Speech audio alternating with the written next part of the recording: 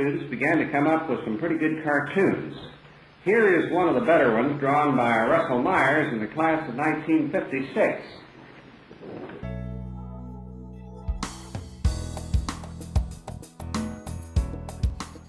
Okay, well, the junior theme, there was the dreaded junior theme, which you were supposed to spend an entire year researching and then writing.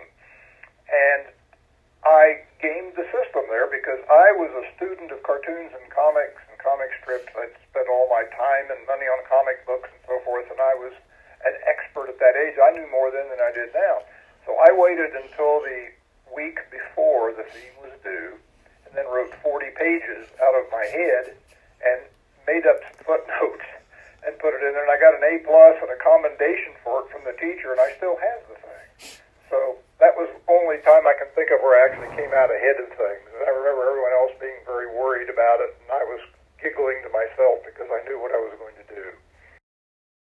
I graduated from TU in 1960, and the only job offer I got was from Hallmark. A recruiter came around and hired me, and so I went to Kansas City.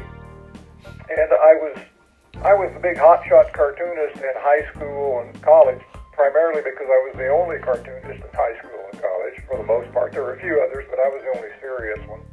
And all of a sudden I was thrust into a room of 20 people from all over the country hired for their skills. Instead of being high man on the totem pole, I was low man on the totem pole. A lot of these people were really, really good. And it took me a lot of time to figure out how to do things there. I was hired as an artist, but then I realized that if you wrote stuff, you got more things done, so I became a writer and an artist. At that time, I'd always wanted to do a comic strip, and I submitted my first one when I was 16 years old, sent it around to the syndicates, and of course it bounced right back because it wasn't any good. And then I kind of laid off of that for a while. And then I started again in my middle 20s. I wanted to do a comic strip. That was just the whole thrust of my life. So I would do about one a year and take it to New York. And they would, there were 6 major syndicates then, and they would reject me. So I got the science of failure down pat. I could get on a plane. I was in Kansas City. Could get on a plane at 8 in the morning, get to New York at noon their time, go to the offices of all 6 syndicates, get rejected, and get home by midnight. So that was my history, year after year, failure after failure. And it got kind of disappointing, but I didn't give up. Well, in the department was Charles Barsotti, who was later well known as a New Yorker cartoonist. And Charlie decided he wanted to do a comic strip, and he didn't know anything about doing a comic strip. Well, I was the expert because I knew everything about doing a comic strip, so I showed him how to lay it out, how to do it, and so forth. Well, he left the department shortly after that and moved to New York and sold his comic strip. And here was I, the expert, who couldn't sell one, and here was this guy, the novice, who sold it. And I didn't know whether to kill him or myself. I was so frustrated by that. Well, later on, he was at a party, and he met a man named Elliott Kaplan. Elliott had run a comic book printing company and wrote several different comic strips and took over Little Orphan Annie after Harold Gray died, and other strips. And he was an entrepreneur who always had ideas for things. Well, he had an idea for a strip about a witch named Broom-Hilda. That was all he had, and he was looking for someone to do it. So he asked Charlie, do you know someone that could do this? And Charlie said, well, yeah, I do. And so I was in my little office one Friday afternoon, and I got this fast-talking East Coast guy on the phone. He said, hi, my name is Elliott Kaplan, and I have an idea for a comic strip about Broom-Hilda. Would you send me some of your greeting cards so I can see what you do? And I just sort of, my jaw fell open. I said, yeah. So over the weekend, I did the first 6 strips of Broom-Hilda. Just no planning, anything. I just sat down and did 6 strips and sent them to him. And he ran down the street and sold it to the Chicago Tribune New York News Syndicate. So I was an overnight success after 15 years of trying. And that's how Broom-Hilda started. And he was my business manager for 30 years until he died. And I wrote through the strip, and he took care of the business end of it, which was very satisfactory. Elliott Kaplan was Al Cap's brother. Al Cap, of course, did Little Abner. And another funny story is Elliott was Jewish and his family came from Russia, and when the family landed at Ellis Island, they were advised that when you come to America, you don't want a Jewish name. You need to change your name. So the father went through the phone book and at random picked out a name, which was Kaplan, which of course was a Jewish name. And Al later shortened that to Cap. Charlie Barsotti, he didn't want to do a comic strip very much, and the comic strip was going pretty well, and after 3 or 4 years, he just quit, and I don't want to do this anymore, which is something I couldn't believe, because that was a lifetime dream. But he got a job as the cartoon editor of the Saturday Evening Post, and I was the beneficiary of some nepotism because I started selling cartoons to him. I sold, I think, 4 cartoons to the Post rather quickly, and then the Post went out of business and put an end to that.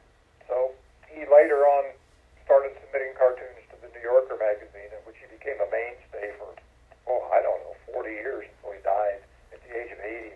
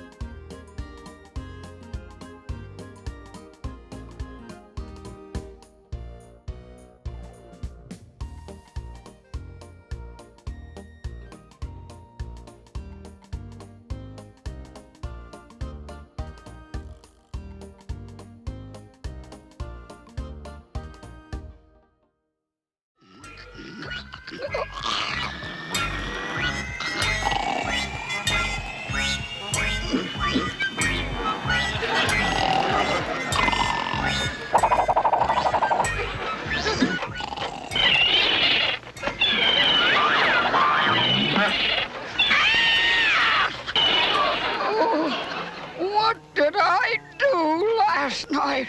Oh, thank goodness I can't remember. Uh-oh, here comes formaldehyde breath. Not what I meant. Anyway, it's you. Oh, listen, you sap.